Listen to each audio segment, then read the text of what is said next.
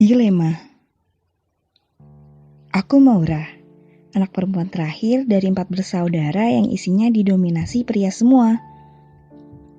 Selama aku hidup di dunia ini, ibu dan ayahku lah yang menjadi teman bicaraku saat di rumah. Bahkan, kalau curhat, pasti aku akan lari ke ayah atau ibu. Aku kurang akrab dengan ketiga saudaraku karena perbedaan umur kami memang sangat jauh sekali. Dan aku adalah anak perempuan satu-satunya.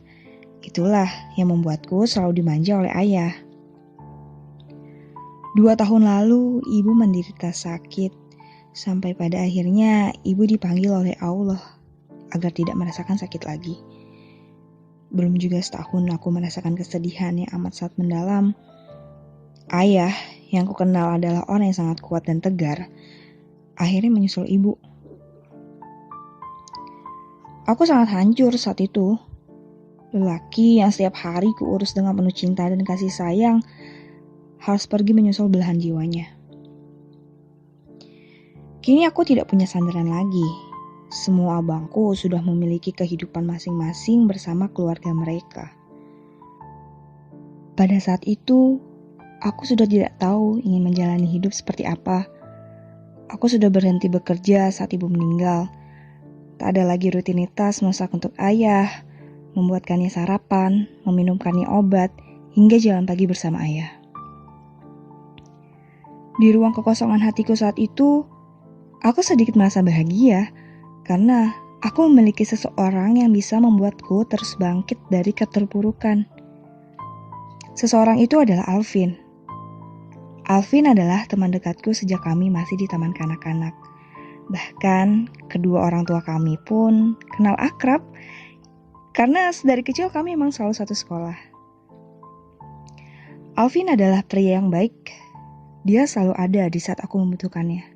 Dia selalu membuatku tersenyum, entah bagaimana caranya. Aku selalu tertawa bahagia bila aku berada di dekatnya. Sampai terkadang aku lupa bahwa kehidupanku yang saat itu hancur bisa terbalut dengan tawa yang dia ciptakan setiap harinya. Karena aku benci sendirian. Dan Alvin tahu bagaimana caranya agar aku tidak merasa kesepian. Hari berlalu. Pada akhirnya, aku yang tidak punya sandaran ini semakin bergantung dan menaruh harapan terhadap Alvin. Pria baik yang selalu ada untukku. Yang selalu membuatku merasa cukup. Pria yang bisa mengubah duniaku dengan sekejap mata. Sedih yang dulu selalu mendominasi menjadi hilang ketika aku bersama Alvin. Aku meyakinkan diri dan memutuskan untuk mengutarakan segala perasaanku, tapi dengan sedikit rasa harap-harap cemas. Aku yang yakin bahwa Alvin tentunya memiliki perasaan yang sama denganku. Ya, memang karena setiap apa yang ia lakukan untukku memanglah bukanlah perlakuan selayaknya teman. Hari itu aku menyatakan kepadanya bahwa aku menyayanginya. Aku membutuhkannya dan aku sangat menaruh harapan padanya. Dan dengan sangat tidak terduga, pria yang selama ini selalu ada untukku, pria yang selalu menguatkan aku, ternyata hanyalah menjadikanku pelariannya. Dan ia kembali bersama mantan pacarnya. Sikap baik yang selama ini aku harap adalah sebuah perasaan yang sama. Ternyata hanyalah sebuah sikap kepedulian dari seorang pria kepada teman wanitanya. Aku tidak tahu harus mengatakan apa lagi. Yang jelas hatiku hancur lebih dari apa yang kuduga. Hingga akhirnya aku mengerti.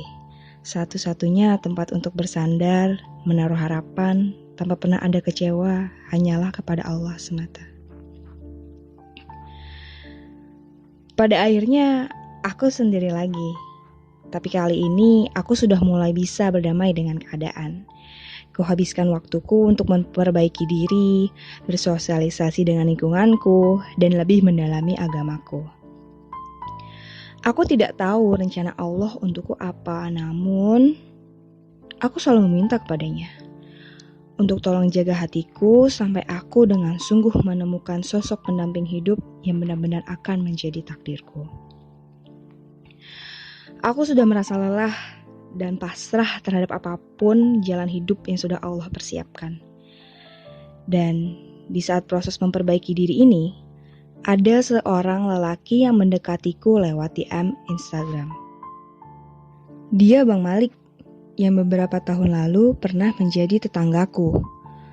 Aku tidak begitu akrab dengan Bang Malik saat itu, karena usia kita berjarak 4 tahun. Bang Malik orang yang sangat baik, sampai-sampai aku gak enak kalau harus gak balas chatnya. Karena aku sebenarnya sudah malas basa-basi menanggapi cowok, tapi gak tahu ujungnya mau kemana. Bang Malik mungkin merasakan apa yang aku rasa, sampai akhirnya Bang Malik membuka obrolan menjadi lebih serius. Yang aku lihat dari sosok Bang Malik, sepertinya Bang Malik serius. Dia tidak akan mengajakku untuk sekedar main-main. Ia mulai bertanya kepadaku, "Kamu gak mau pacaran kan?" Ku jawab, "Iya, kalau sudah ada yang lebih baik, menikah aja. Memang gak baik juga kan pacaran?" Lalu ia bertanya, "Apa tujuan kamu ingin menikah?" Aku menjawab, "Ya, untuk menyempurnakan agama, ibadah bersama, dan nantinya aku mau punya suami yang sama-sama mau belajar tentang agama. Jadi bisa berangkat bareng ke kajian-kajian." Dan ternyata tujuan kita padu. Di situ aku mulai ingin membuka hatiku untuk Bang Malik. Meskipun aku sebenarnya belum bisa jatuh hati pada Bang Malik. Tapi aku yakin dengan tujuan yang sama, nantinya rasa itu akan muncul dengan sendirinya. Aku dan Bang Malik semakin intens untuk berkabar lewat WhatsApp. Dan beberapa kali aku diajak untuk main ke rumahnya, bertemu dengan keluarganya, bertemu dengan ibunya dan kakaknya. Tapi kami tak banyak ngobrol karena ibu Bang Malik sudah sangat sepuh dan kakaknya sibuk dengan anaknya. Aku pun sudah mengenalkan Bang Malik ke abang-abangku. Aku bilang ke mereka kalau hubungan kami ini serius, tapi masih dalam tahap pengenalan.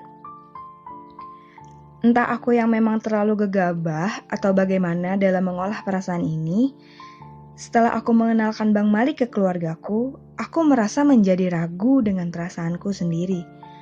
Karena sudah beberapa bulan ini menjalani proses pengenalan, aku belum juga bisa memiliki perasaan lebih pada Bang Malik. Di masa kebimbanganku ini, Allah mengujiku dengan menghadirkan sosok teman lama yang memang juga sudah menaruh hati padaku sejak lama. Dia adalah Bima, orang yang sejak lama sudah aku hindari sebenarnya. Tapi entah mengapa saat itu aku menanggapi obrolannya. Bima memang anak yang humoris. Dia tahu bagaimana caranya membuatku tertawa dan membuatku nyaman. Tidak beda jauh dengan Alvin. Aku memang tidak mudah jatuh hati pada seseorang. Tapi kalau sudah ada yang bisa membuatku tertawa dan nyaman, pada akhirnya aku akan jatuh juga. Intensitas obrolanku dengan Bang Malik mulai berkurang. Di satu sisi karena memang Bang Malik adalah orang yang sibuk dengan kerjaannya. Di sisi lain Bang Malik memang orang yang agak kaku kalau ngobrol lewat chat. Dan di sisi lain memang karena ada Bima, iya, tidak bisa aku pungkiri, ngobrol dengan Bima lebih asik ketimbang ngobrol dengan Bang Malik. Karena kita memang seumuran dan selalu saja ada topik obrolan untuk dibahas. Aku tidak ingin menyakiti atau terkesan memainkan hati Bang Malik. Akhirnya aku mulai bercerita ke Bima tentang Bang Malik. Aku ceritakan pada Bima kalau ada orang yang ingin mengajakku serius untuk menikah. Dan aku ceritakan bahwa keluargaku akan setuju jika aku menikah dengannya. Kejujuran memang sangat pahit. Tapi jika aku tidak segera jujur kepada Bima, akan memakan waktu lama untukku memutuskan aku ini harus bersanding ke pelabuhan yang mana. Akhirnya setelah menimbang perihal obrolan kami ini, Bima memberikanku sebuah jawaban. Bima berkata, "Aku ini serius sama kamu. Tapi kamu tahu kan, Aku ini baru aja dapat kerjaan. Jadi, aku paling bisa menikahi kamu di tahun 2022. Ya, kasih aku setahun lagi untuk mempersiapkan ini semua. Sungguh, aku dibuat pusing oleh diriku sendiri. Kupikir kejadian serumit ini hanya bisa terjadi di serial drama Korea. Nyatanya, di dunia nyata pun serumit ini. Jawabannya Bima berikan semakin membuatku pusing. Aku bingung sekali. Karena kalau aku tanya hatiku, jelas aku memilih Bima. Tapi jika melihat realita yang ada, sepertinya aku tidak akan sanggup menunggu Bima selama itu. Karena melihat kondisiku yang seperti ini, gak mungkin untukku menjalankan hubungan tanpa status selama itu.